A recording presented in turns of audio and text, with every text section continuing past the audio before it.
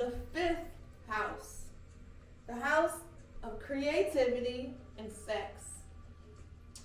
If you have the sun in the fifth house, the planet of vitality and individuality, you are energetic and creative, fond of pleasure, and good looking. You are interested in art, theater, sports, and like to be with people. You may have many love affairs, and you spend money with a free hand. Good points, joy in children. Bad points, pride interferes with love relationships.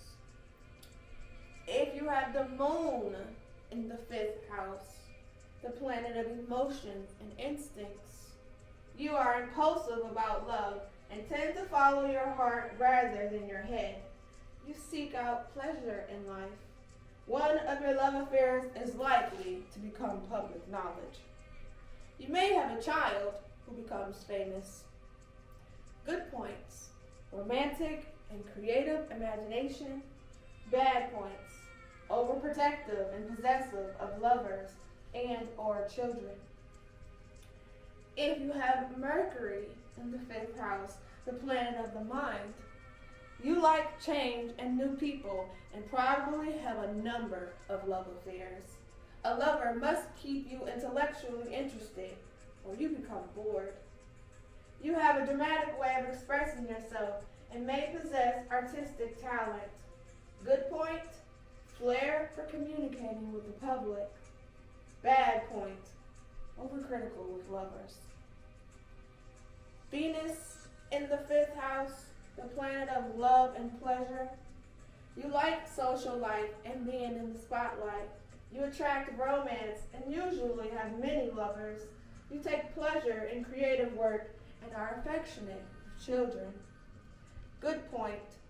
You have the talent to succeed in the artistic and entertainment world. Bad point. Self-indulgent and overly fond of applause.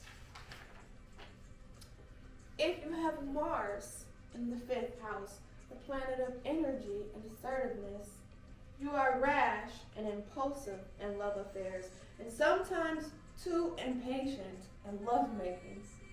You are competitive in love, sports, socially, and need to be a winner. You have a personal magnetism that draws people to you. Good point. Leadership ability. Bad point. Conflict with loved ones because of ego. If you have Jupiter in the fifth house, the planet of luck and expansion, you enjoy most forms of recreation. Sporting events, parties, and theater are special favorites. If there are no opposing influences in your chart, you will be lucky in speculation. You are sometimes indiscreet about love affairs. Good points. Children bring happiness. Bad points. Extravagant, sometimes gambling losses. If you have Saturn in the fifth house, the planet of discipline and limitation, because you are disciplined and take life seriously, you often don't allow yourself to relax and have fun. You have strong feelings about those you love, but you also need their respect.